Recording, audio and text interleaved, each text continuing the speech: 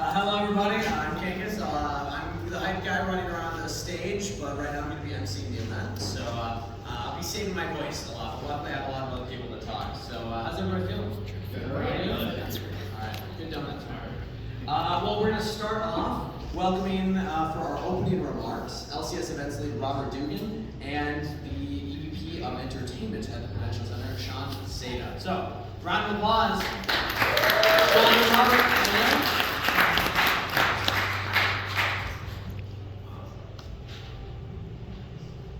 Hello, everybody. Hello. Awesome. Thank you for coming out for our LCS championship in Newark, New Jersey. So it's going to be a lot of fun. The show today, we have an amazing opening ceremony for everybody. It's going to be great. It's a music performance with Thutmose. It's something new for us for LCS, so it's going to be a great time. Sean here is from Prudential Center. So I'm Robert Dugan. I'm the LCS event lead. And this weekend we have 15,000 people that are going to come out and check out LCS. So we have one of our largest fan fests out here, which is fun. I don't know if you've had a chance to walk out, but all of our sponsors are here, and our teams are, 9 of the 10 teams are activating. It'll be good. Thank you so much for coming. Awesome. Hey, thanks, Robert.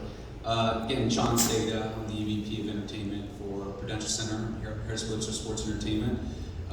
Just want to welcome everyone to day 2. We're super excited here at the Prudential Center for hosting this event.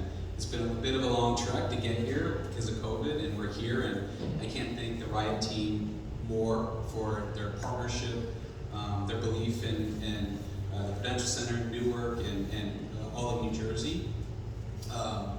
We're just thrilled to be hosting an amazing championship. I mean, when I think of the biggest and the best in esports, I think of this and the LCS championship. And Riot's been, again, a tremendous partner.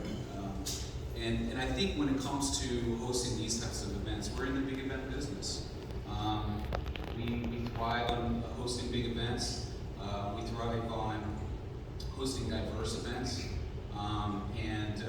And that's part of our strategy here to bring that to this community in New Jersey. And really bringing people from all over the United States and the world to New Jersey, and to showcase this great city, this great state, and then to also take full advantage of all the offerings around this area.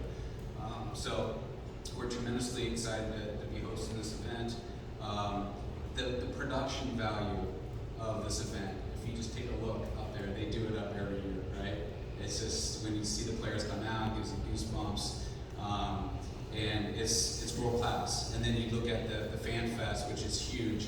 I walked it yesterday with Robert, and I'm like, wow, this is tremendous. And so, again, bringing the biggest and the best with a production value like this right here in Newark, New Jersey is a thrill. And I can't thank you, Robert, and your team for hosting us, or we hosting you, but being our partner. And I also just wanted a couple shout outs to my team as well, Bill Wanigal and Bill Hamasek on my team, who have been tremendous to bringing this to life. So thanks again, and welcome to day 2. Yeah, today we'll crown the champion for LCS, our summer finals. So make sure you watch all the matches. Hopefully there's 5. Thank you all.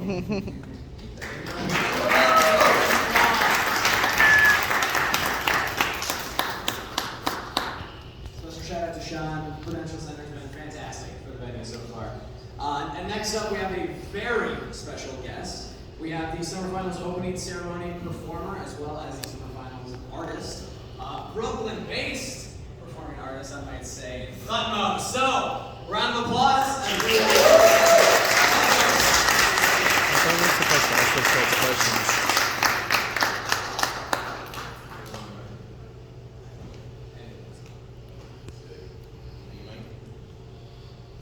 What's up, guys? Go.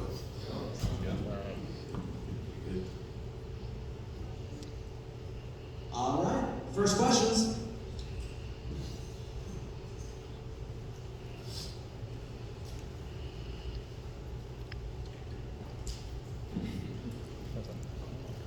Hi, Travis here. Just a quick question. Obviously, I know you did Worlds. Now you're here for LCS. Can you talk a little bit about what the process was like between those two different events and how you approached it, especially now that you had already kind of gone through the League of Legends world and experienced that before you come here for LCS finals? Yeah, good question. The Worlds a couple years ago, I think the coolest part about that was just getting to work with other artists, and writing the song from scratch, and just like the whole concept behind True Damage, and just like the whole performance was dope. To this day, it's probably still the best hotel I've ever been at, stuff like that. But the whole experience was just dope, being around people, the dancers, the choreography, stuff like that.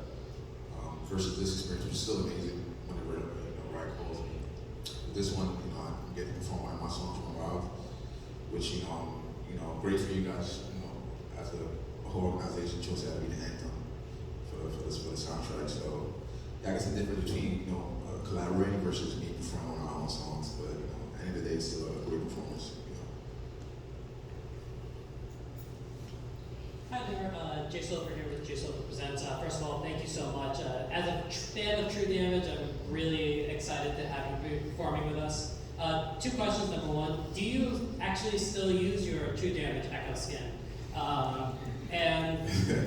And number two, I want to ask about the musical style of Run Wild. I know, like you said, this is one of your originals, and as a musician myself, I'm always interested in learning more about what goes into the song. So if you can share a little bit on the creative process on that piece and what makes this the perfect song for the LCS championship.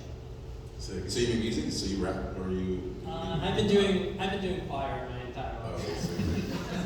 So the first one, do I use the skin? No, unfortunately, I don't play as much as I like, or rarely ever play. But hopefully you guys can use I did like a voice acting for Echo. Hopefully they see using that somewhere. But to answer your second question, can you repeat that second question again? Yeah, I was just curious about what went into the development of Run Wild, and in your opinion, what makes this a great anthem for the LCS championship?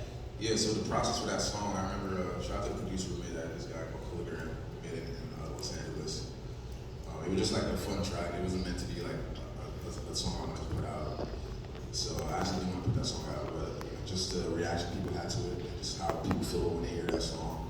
I think it makes perfect sense with a theme like this. We want like a feel-good vibe, something uplifting, especially after the last couple of years. I know everybody experienced something different, just locked inside and stuff like that. So just coming outside with a bang, giving people good energy, just like giving people good vibes, which I feel like people deserve nowadays. Thank you so much. Thank you, man. Hi, David Shynock at Content Career. Was wondering, one of your early rising, or what the early parts of your career was a freestyle over Humble. Yeah. Is there a track this year that you would want to freestyle over? What's been your favorite beat this year that you want? That's crazy. That's just an amazing question because I've actually been writing a lot of freestyles in my room, just like my hotel room, stuff like that. But it's a lot of good sounds, but is there anything to the Humble level? I'm not sure. But to me, I'm just in love with the process. So I just love writing, to whatever beats. But I'm not sure if it's like a song to that magnitude, you know what I'm saying? But yeah.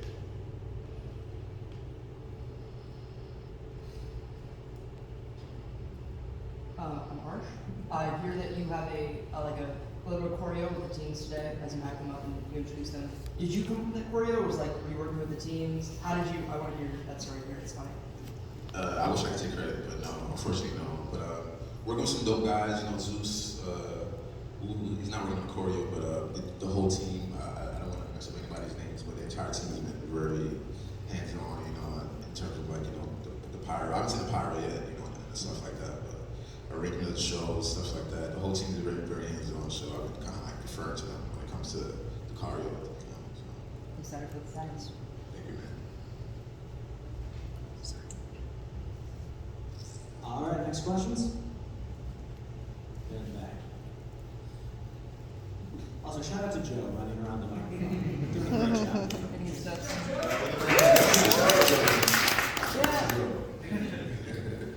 Hi, Harper with Mixer. I wanted to ask a little bit about the process of being a performer that feels more in tune with the players, what Arsh talked about with you coming out with the players, like there have been a lot of musical performances that feel like they're just sort of there separate, where you're like in the arena with the players. Is that something you're passionate about doing? And if so, like how have you worked out being more a part of the event rather than just like a feature? Yeah, I think that's a testament to just like the process. Whenever I'm involved with the league, right? Everything we've done is always, you know, it could be the time as well, you know, just in the physical with the players and with all the artists and stuff like that. So, but for me, I was for, you know, connecting people, you know, in person and stuff like that. So the cards just felt like that, you know, to be honest. So it's just been able to work out perfectly. Thank you.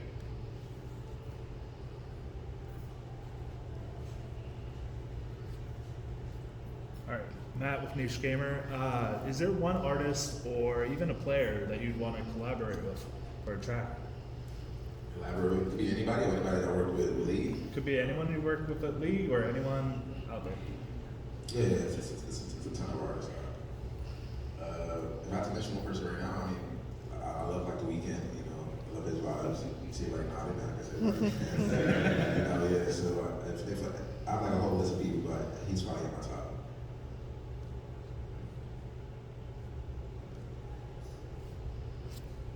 All right, next question.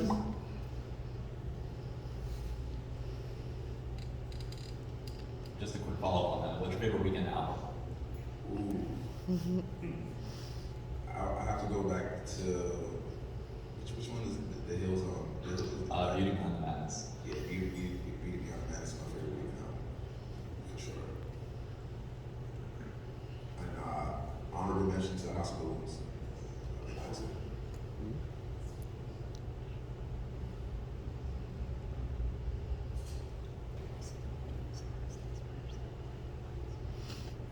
Question from remote media. You've played concerts and venues and performances all over the world, and what makes the esports and gaming audience special that makes you want to come back and perform for them? The experience, I think the attention to detail, you know, is more amplified with like the gaming, you know, the gaming community, just like how they take every part seriously from the character development, you know, even when it came to the world, they were telling me about that whole story and all the characters, and like, you know, I had to write my lyrics specifically to like the time, you know, all like the skills, attributes that the players have. So I think the attention to detail and how they approach the music, the film, you know, every part of the process, I would say, to me, like it stands out. You know, being a young kid, born in Nigeria, moving to New York, I never really had a chance to play a lot of games. You know, so for me, it was always like whenever I had a chance to, it was always like a great experience. So, you know, luckily for me, it came full circle. To answer your question, attention to detail, for sure. Thank you.